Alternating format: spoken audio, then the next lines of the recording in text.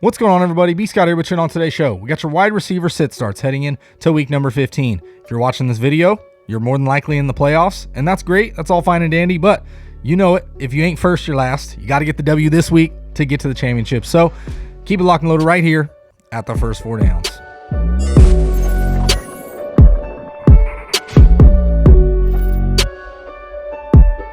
What's going on, everybody? Welcome back. As I mentioned in the preview, we're going through your wide receiver sit starts heading into week number 15.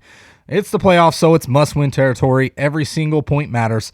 And on today's show, I'm going to be talking about some wide receivers that I absolutely love, and then just some that are having really tough matchups that I would potentially be sitting if you got better options. So before we get to today's content, don't forget, like the video, subscribe, share, thumb bell, and then comment. I'm not going to talk about all the receivers, so if you have any receivers, any questions, receiver-related, pick 2, pick 3, flex 1, whatever options you're looking at, drop in the comment section. I'll be glad to give you my best advice and my best opinion based on this week's matchup. So let's start at the top. I like to give face to the top 12-ish ranked wide receivers this week, and then I like to get to my starts and sits. So first off, Cooper Kupp.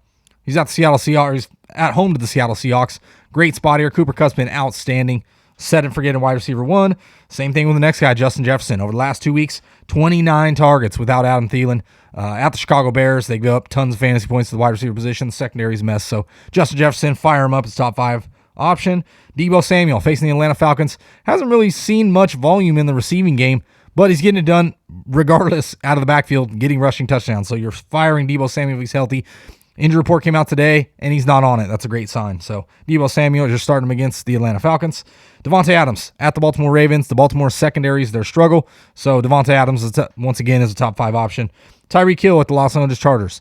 Los Angeles Chargers, very good against wide receivers in general, but this is Tyreek Hill. You just can't sit him. I know it's been devastating. I was looking at his stats. I have him in one of my really important leagues. I have him in two of my leagues, actually, but the one I have him in that I really want to win, yeah, he's let me down in some spots. I want to say 5 or 6 games under 10 fantasy points and half PPR. Been very boomer bust, not as consistent as he was last season, but you got to be starting him here. You just have to. 6 and 7, I got Godwin and Mike Evans. I would fire both of these guys. Now, Mike Evans, yes, a lot of people want to put him on the sit list. Marshawn Lattimore. The Saints secondary just hasn't played very well on the season, especially recently. Marshawn Lattimore, maybe he shuts down Mike Evans a little bit, but he already played the New Orleans Saints this year. In New Orleans, 2 catches, 48 yards and a touchdown. Not a great day for Mike Evans, but you're going to take that production in a given day of the week, and he's always a threat to have multiple touchdowns in a game. So Mike Evans, I'd be starting him, and then Godwin's just been feasting. Plain and simple for the last 2-3 weeks, like 12-plus targets every single week. So Chris Godwin, set and forget it. Deontay Johnson faced Tennessee Titans. They give up the most fantasy points or the second most fantasy points to the wide receiver position. Deontay Johnson's averaging like 15 targets a game, especially over the last month of football. You're starting him. Don't worry about it. Stephon Diggs playing the Carolina Panthers. Now, Josh Allen, hopefully he's ready to go and he's going to play in this game. It's a tough spot for Diggs. Diggs really hasn't been all that great this season, albeit he's been a solid productive wide receiver 1, but we just haven't seen the boom weeks that we hoped with Stephon Diggs, especially where we drafted him as like the, wide receiver 3 to 5 range, something like that. But you're going to be starting him here. They're at home, and they got the Carolina Panthers. Hopefully a bounce back this week. CeeDee Lamb at the New York Giants. 10-plus targets in back-to-back games for CeeDee Lamb. CeeDee Lamb's good. And yes, Dak Prescott and the Dallas Cowboys are struggling on offense. But this is the New York Giants we're talking about. It looks like they've just given up as a team as a whole. So you're firing CeeDee Lamb as a top 12 option here. Keenan Allen facing the Kansas City Chiefs. He's off the COVID list, did practice today, so that's good. Looks like he's going to be healthy and ready to go. If he sees 10-plus targets, you're going to be starting Keenan Allen any given week. The Chiefs defense played very, very good, but he's the one consistent option in this wide receiving group, so I'd be starting him. And then Jamar Chase going to round out my 12. Now, a lot of people have Jamar Chase as a sit, and I understand why. Or at the Denver Broncos, very, very tough against wide receivers. But 8 targets in back-to-back games for Jamar Chase. You saw it last week, 5 catches, 77 yards, 2 touchdowns. The man's got 10 touchdowns on the season as a rookie and 1,000 yards. I mean, how could you sit that at this point? The upside is too high to sit Jamar Chase. I get it. If you've got better options, you probably don't have better options. I'd be starting Jamar Chase as your wide receiver 2 or 3, even though he is technically a wide receiver 1. So let's talk about some wide receivers that I love on the week. And first off, KJ Osborne at the Chicago Bears. Now, yes, Thielen, you got to worry about if he comes back with the high ankle sprain or not. I mean, honestly, when you hear high ankle sprain, that tells me it's a couple week injury at least. So we'll see if he gives it a go. But if not, KJ Osborne's been great. He's playing the Chicago Bears, 3rd most fantasy points at the wide receiver position.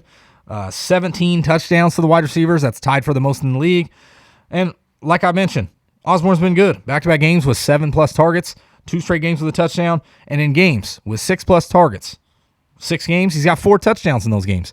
So, and once again, I think he could see 6 to 7 targets here at least on a minimum against Chicago Bears team, a great divisional matchup, but the secondary struggled for Chicago. So Osborne, a great wide receiver 2-3 option if Adam Thielen obviously was to miss. Next guy I like, Brandon Ayuk. Facing the Atlanta Falcons, 4th most fantasy points to wide receivers. The 5th most receptions, the 2nd most touchdowns at 16.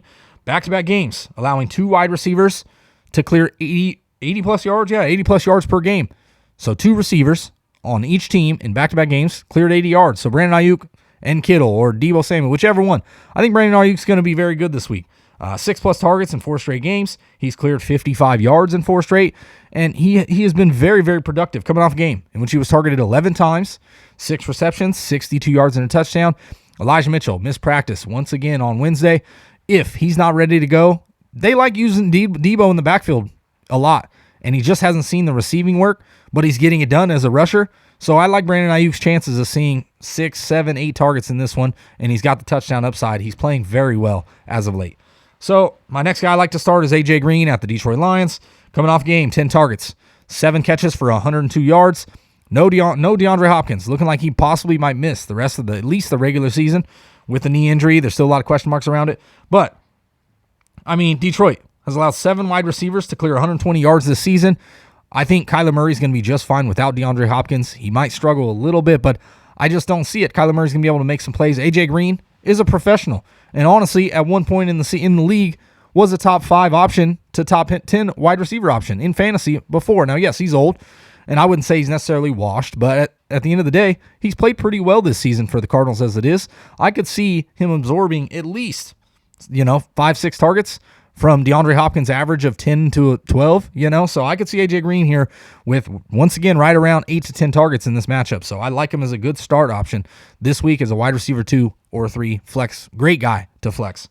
And then Darnell Mooney's going to round out my receivers that I love. He's playing the Minnesota Vikings. They give up the most fantasy points to the wide receivers, the 2nd most yards. They're tied for the 2nd most touchdowns with 16. And I get it. Darnell Mooney coming off a little bit of a letdown with Justin Fields.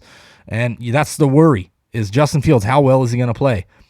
2 big touchdowns made by other wide receivers, Jakeem Grant, and I can't even remember, Bird, the other guy? I can't even remember. I'll tell you right now. They saved Justin Fields' face on his stat line because he didn't play very well, had 2 interceptions, and ran the ball effectively against the Green Bay Packers.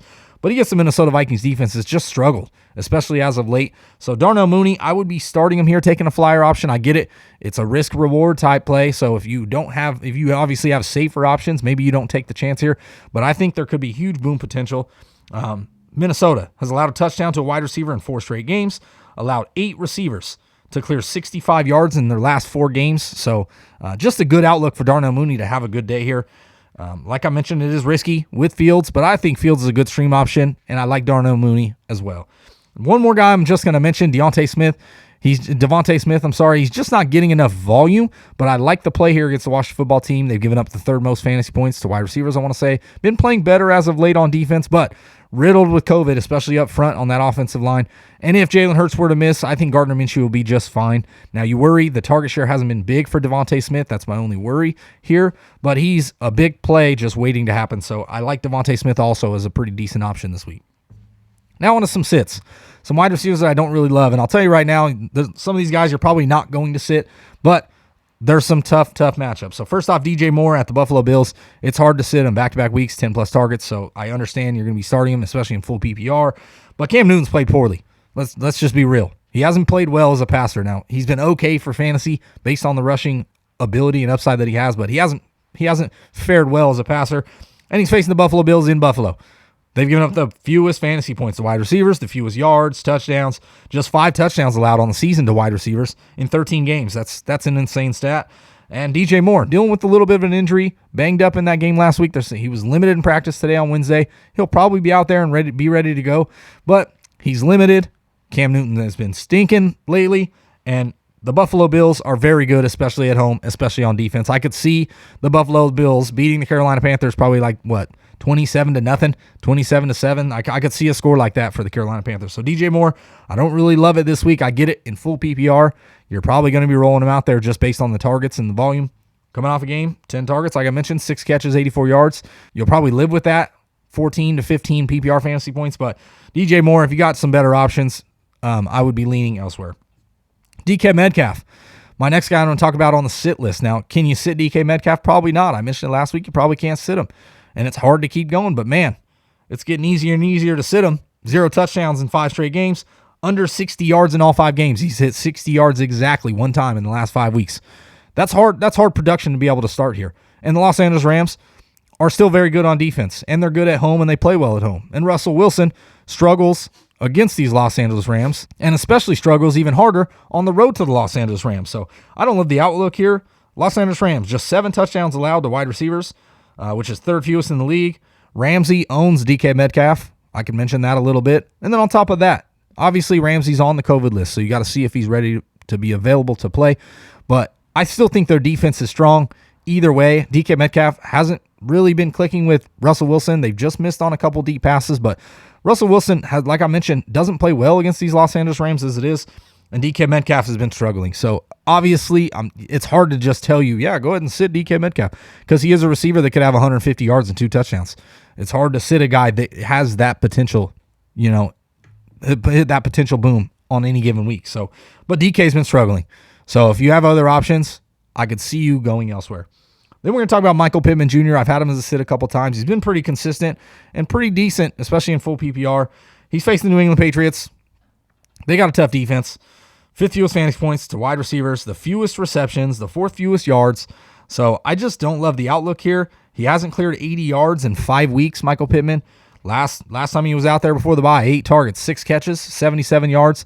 He plays well in closer games, don't get me wrong, where obviously Jonathan Taylor doesn't just carry the load, so you see Carson Wentz have to throw a little bit more. I could see Carson Wentz having to throw a little bit in this game.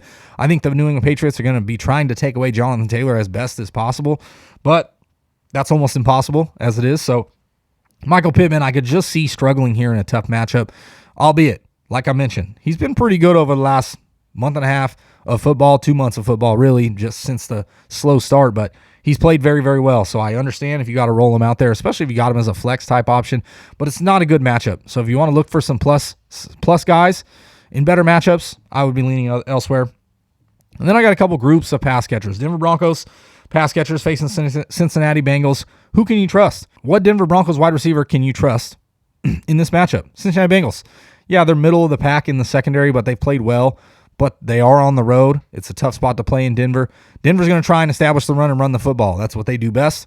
And they don't throw the ball a lot to the wide receivers. Jerry Jeudy last week, 5 targets, led the team. So how can you trust a Denver Broncos receiver heading into this matchup? I get it. They might have to throw the ball a little more. Cincinnati might put it on them. But there's no receiver I can trust. Cortland Sutton ain't getting it done.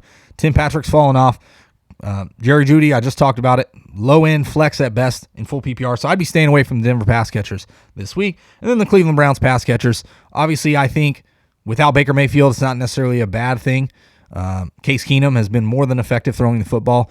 And no Jarvis Landry. He's on the COVID list. So if he's ready to go, maybe you take a shot there.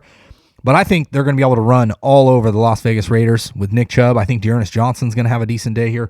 So I'm scared of the pass catchers. I don't know if Case Keenum's going to need to throw the ball that much. David Njoku, the only healthy tight end. At this point, you'll take your chance with the tight end, especially against the Las Vegas Raiders. They're very, very bad against tight ends. They've been bad against the running backs, but they've been pretty decent fantasy points-wise against the wide receivers. And who are you going to trust? Donovan Peoples-Jones? I mean, maybe 7 targets, 5 catches, 90 yards. That's what he did last week. That's pretty solid numbers, but I just can't trust it, especially this week in the playoffs. These are must-win games, so I'd be staying away from the Cleveland Browns pass catchers altogether. Maybe you want to take a chance with Peoples-Jones, but I'd be looking elsewhere. So that's it. That's my wide receiver sit starts heading in to week number 15. So if you have any comments about any of these players or any other players, any roster changes or moves that you want to be making or having trouble deciding, drop in the comment section. I'll be glad to give you my advice. And while you're there, don't forget to hit the thumb, like the video, subscribe, share thumb bell for all your fantasy information, all your sit starts. We do the matchup videos. We give you our predictions every single week heading up all the way to your championships and beyond into the playoffs. We got the Super Bowl. We'll have all these fun videos. So for the first 4 downs, it's been B. Scott, and I'm out.